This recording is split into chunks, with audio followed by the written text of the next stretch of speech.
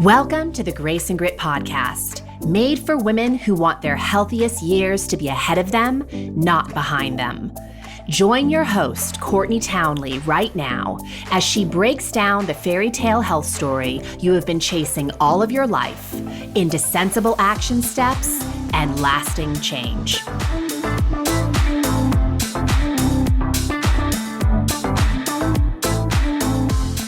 Hello, my friends, and welcome to the Grace and Grit podcast. This is your host, Courtney Townley, as always. I know there's a lot of spaces and places you could be, so the fact that you're here is awesome, and I'm incredibly grateful that you chose to spend a little time with me today.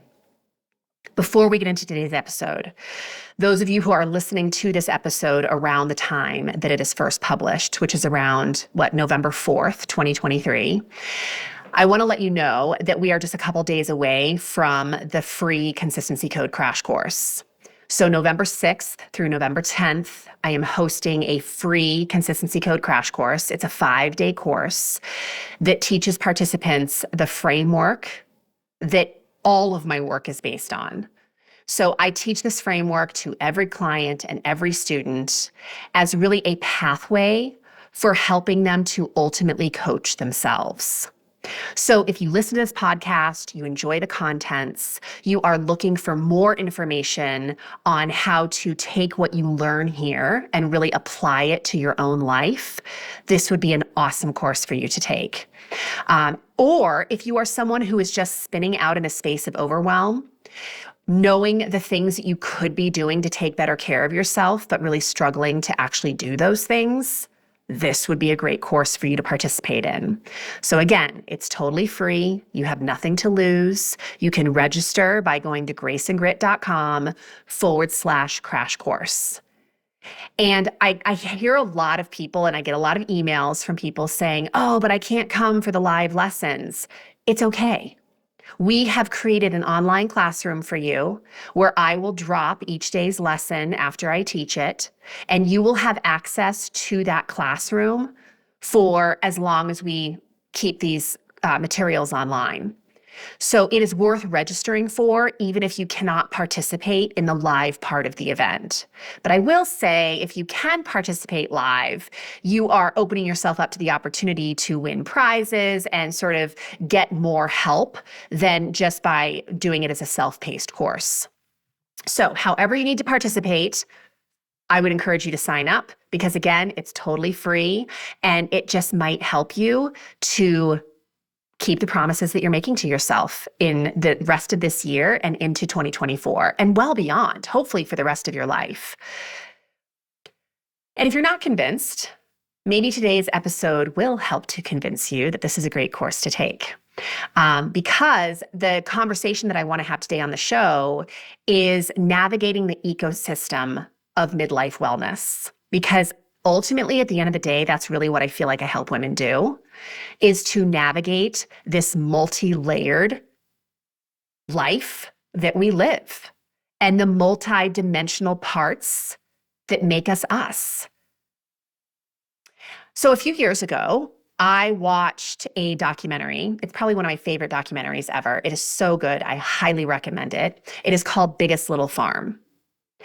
And it is essentially a documentary that tracks the struggles and the triumphs of a couple named John and Molly Chester, who purchase this 200-acre desolate, dying farm. And when I say desolate and dying, I mean this farm has seen way better days. I mean, the soil is barren. Everything on this farm is dead.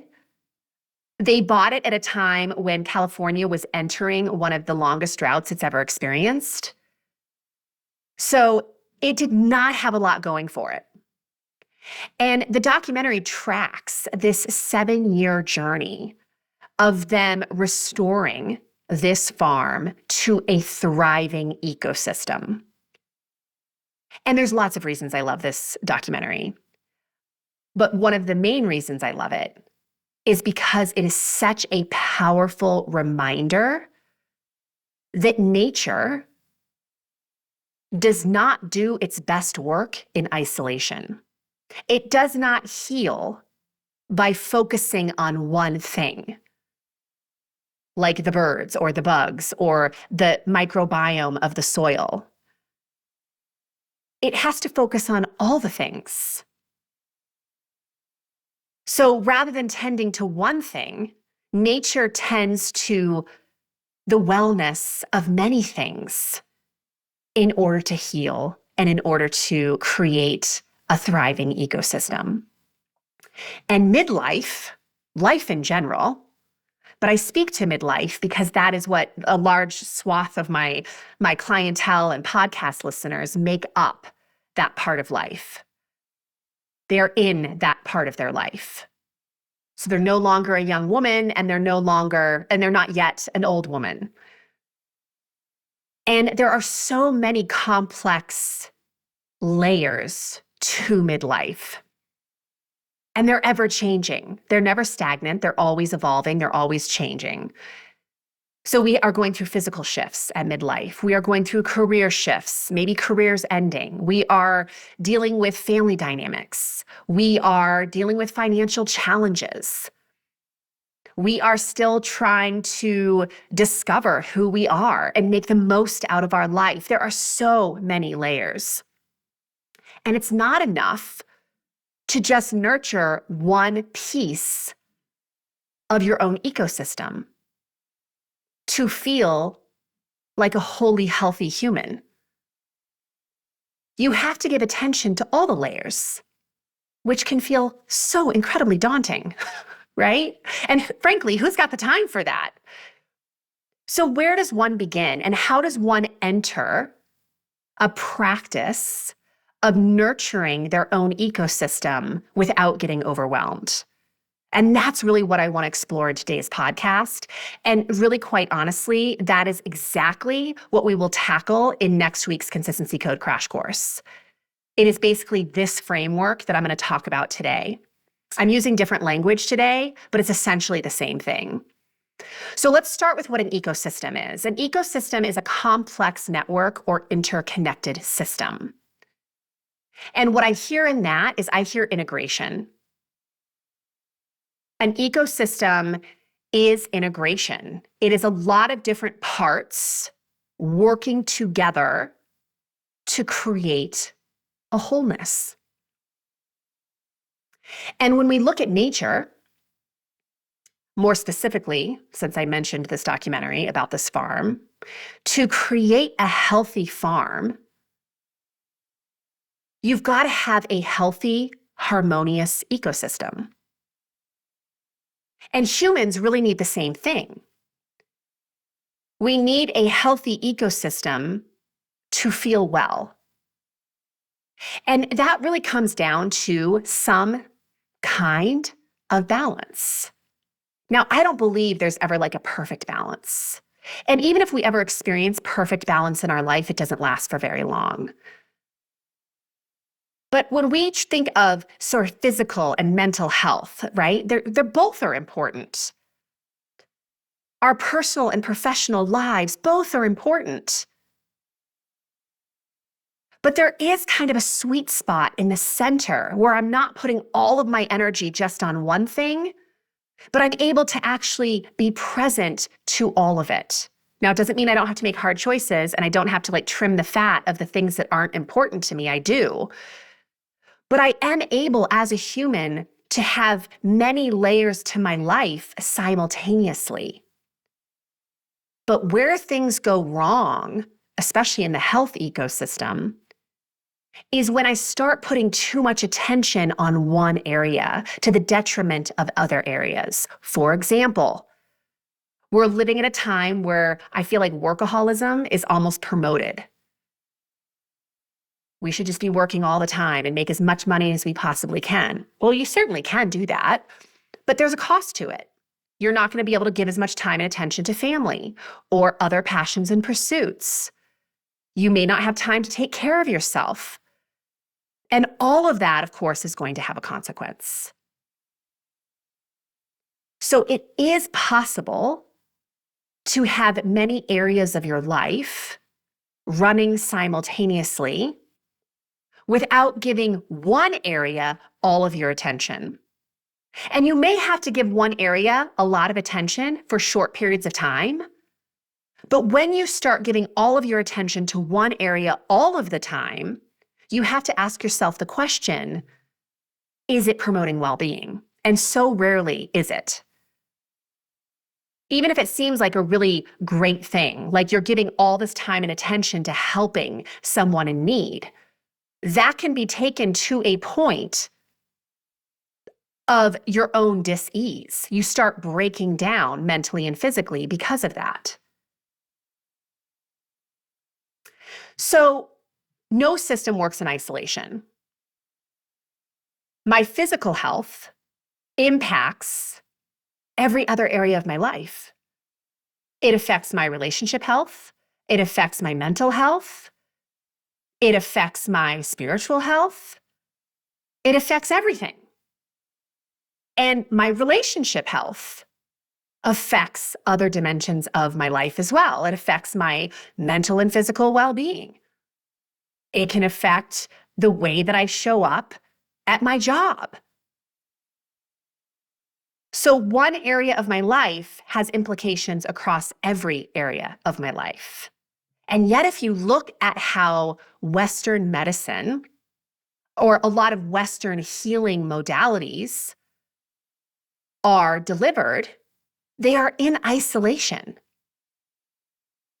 So if you want to improve your health, we are often sold this idea of hyper-focusing on physical health, meaning diet and exercise. And diet and exercise, of course, are important, but why aren't we also addressing mental health and sleep cycles and environmental factors like mold or allergens, things of that nature? Because those things can be just as impactful to our well-being as diet and exercise. Or if we're having challenges with our mental health, we are often recommended to go to a mental health professional, maybe do some kind of talk therapy, something of that nature. But there are a lot of other things that can impact mental well-being. Our gut health, right? The state of our gut health, our diet choices, our exercise profile or movement profile, how much we're moving or not moving in the day. All of that can impact our mental health. So my point here is that we often try to address problems by isolating parts of our humanity rather than nurturing the whole human. And where your gaps are right now between where you are and where your wholeness is are different than my gaps, right? So the things that need nurturing in my ecosystem are probably different than the things that need nurturing in your ecosystem. But we are often sold these protocols and sort of measures that are one-size-fits-all approaches.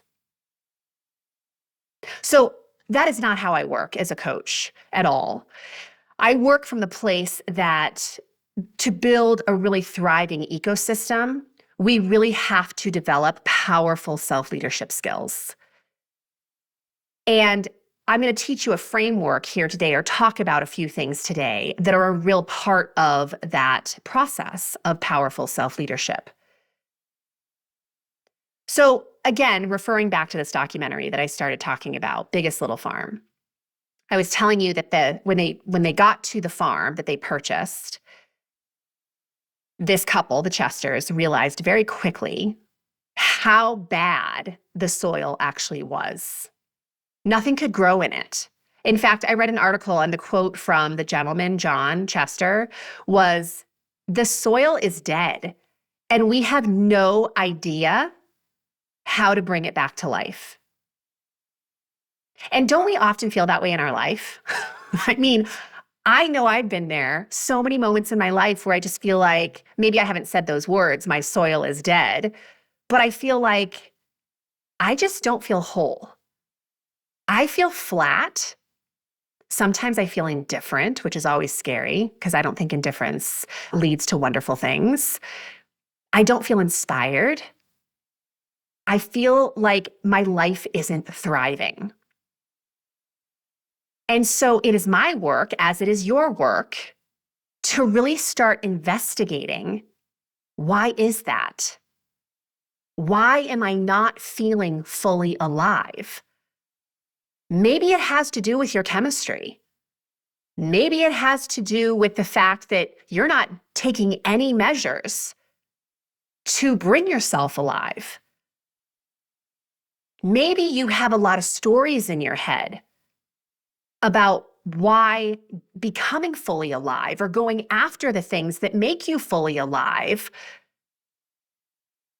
just aren't appropriate for you, or why it won't work for you. And so you just never do it.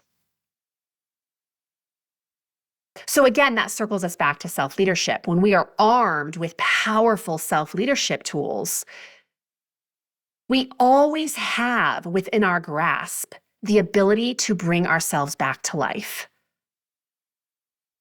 And so what are some of the specific skill sets that are a part of self-leadership? Well, number one, I would say observation. Observation is probably one of the most powerful skill sets you could ever develop. I often call this just the practice of awareness. But observation is your ally, because when you know yourself better, of course you can lead yourself better. So I often work with women who are feeling really flat. They're definitely not feeling fully alive. And when I ask them what brings them joy, what they enjoy doing, they often say, I have no idea, no clue. And largely that is because they have filled up their time with so many responsibilities and obligations that they don't have time to observe themselves. They don't have time to take note of what's going well or what makes them feel anything. So starting to build a practice of observation.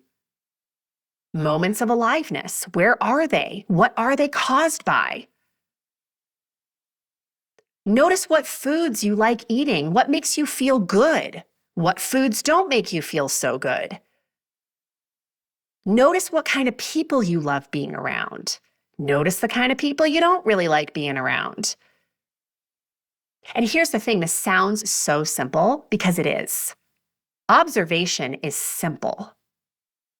It is opening your eyes and paying attention to what's truly going on in the moment, in front of you, but also within you. But simple is not necessarily easy, and therein lies the problem, right? Our life is, again, so busy, so full. Our brains are thinking about so much all the time that the simple practice of observation feels hard. We also are able to revitalize our ecosystem by having a vision and planning accordingly. So again, this couple, the Chesters, who built this farm, this incredible farm in California, brought it back to life. They were able to do so because they had a vision for what they wanted to create. And then they had to create a plan for how they were going to do it. And I think I mentioned at the start of this podcast, but for them to revitalize this farm took 7 years. And the reason I'm sharing that with you is because growth takes time. Developing a healthy ecosystem when you've been living in a land that's kind of void of nutrients and life, it takes time. You are not going to revolutionize your life in a few weeks with a little bit of effort. So what is your vision for your life, for your ecosystem? And what is your plan for actually making that a reality? And I always find it fascinating when I'm coaching somebody who's clearly in the throes of just not getting traction. They're frustrated. They're feeling like they know all the things, they have all the good intentions, but they're just not taking action. And almost every time we land on the problem, which is they have no plan. They have no strategy for bringing that vision to life. That's why they're not taking action. They've committed to nothing. And that's great to know, because when we can see that that's the gap, we can fix that problem and we can start nurturing the ecosystem. The other piece of this nurturing your own ecosystem at midlife, at really any stage of life, is recognizing and owning that there are solutions to every problem. But if we do not parent our brains, if we do not take control over the sentences that are running through our brain, we can convince ourselves really quite easily that some problems are just insurmountable, that there is no solution. And look, the solution isn't always what you want the solution to be. I mean, that's the other thing we have to face. Sometimes it requires us doing things or asking for help or reworking our expectations of what a solution is supposed to look like in order to find it. And again, in this documentary, Biggest Little Farm, holy cow, did they come up against every possible problem. I mean, we're talking about crop failures, pest infestation, animal predators, water management problems, soil health problems, financial problems, community opposition, lack of information, lack of education. These were all issues that showed up. And this is probably just a small sampling of issues that showed up over the span of these 7 years with revitalizing this ecosystem at this farm. And yet, when we apply the practice of observation to those problems and we stay solution-oriented rather than problem-oriented, we start to find solutions. And again, watch the documentary, because I think you will really appreciate the things that I'm talking about here. But a couple of things that came up in this show were that, number one, the fruit trees started to get a lot of slugs on them. And through the process of observation, this couple realized that the ducks actually liked slugs. And so the ducks started eating the slugs off the trees once they were allowed into the orchard. Another problem that came up, of course, was that there were predators coming in to eat the chickens at night. And through talking to the community and getting some education, the Chesters realized that they could probably get an animal that was trained specifically for that purpose to protect their chickens. And that's what they did. But had they only looked for solutions based on past evidence, had they not been open to solutions at all, of course, there's no way their farm would have become what it became. So we have to stay open-minded, and we have to be willing to look through a lot of different possibilities to find solutions to our problems. And the other thing that I just wanted to mention is that given the right ecosystem, I did say this at the beginning, but I just want to kind of circle back to it. Given the right ecosystem, nature does know how to heal.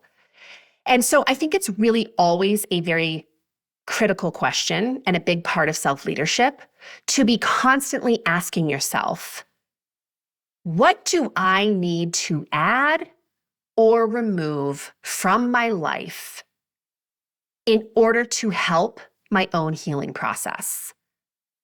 And this is really an exercise in identifying stressors. What are the biggest stressors in your life right now?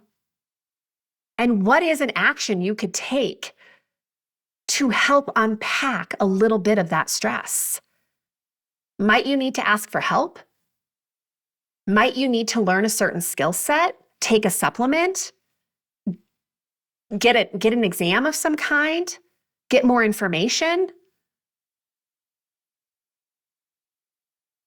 What might you need to add or remove in order to support your own healing process? And here's the truth of it. You know. You're going to try to convince yourself you don't know, but you do know. You may not know the supplement you need, but you know the phone call you need to make. You may not know exactly the exercise protocol that you need to do to heal your rotator cuff, but you have a list of referrals from people in your community that have been passed on to you, and you simply haven't taken action on them.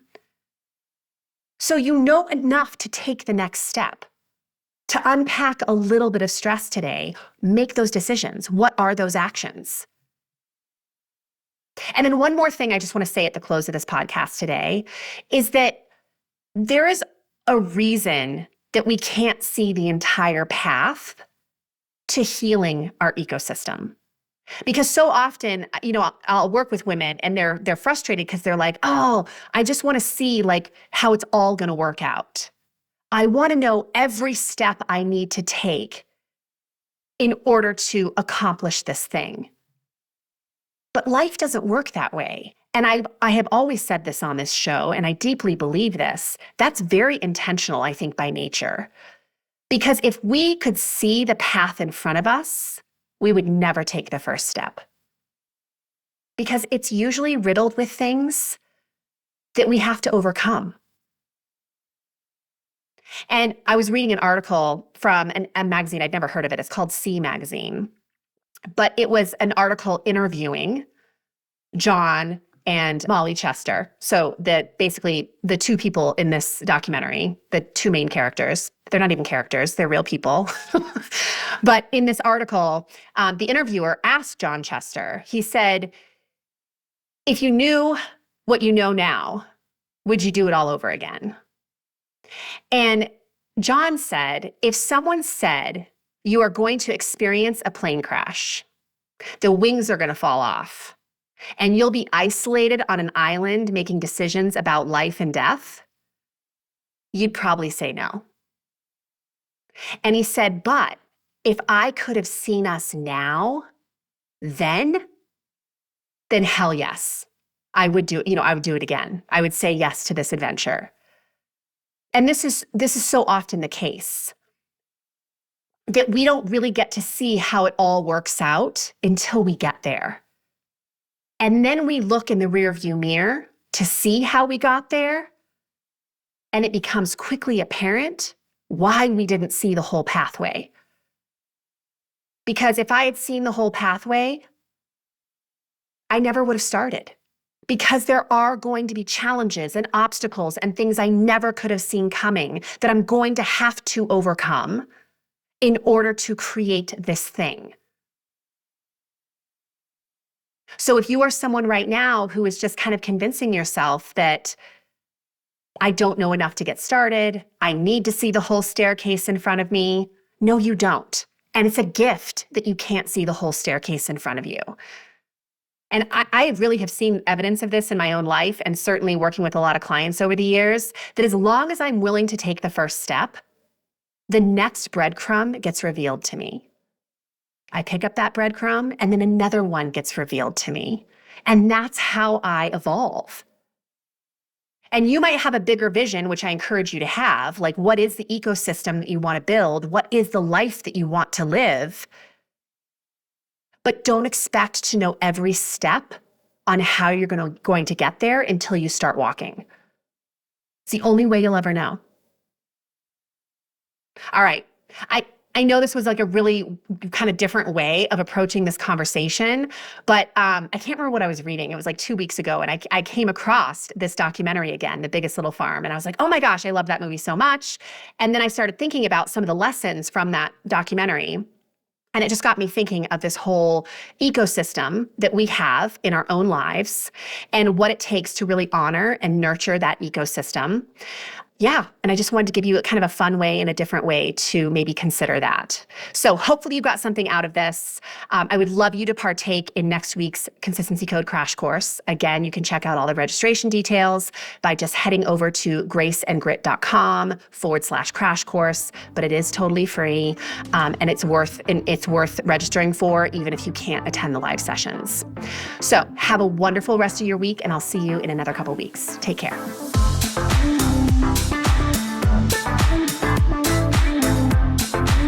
Thank you for listening to the Grace and Grit podcast. It is time to mend the fabric of the female health story. And it starts with you taking radical responsibility for your own self-care. You are worth the effort. And with a little grace and grit, anything is possible.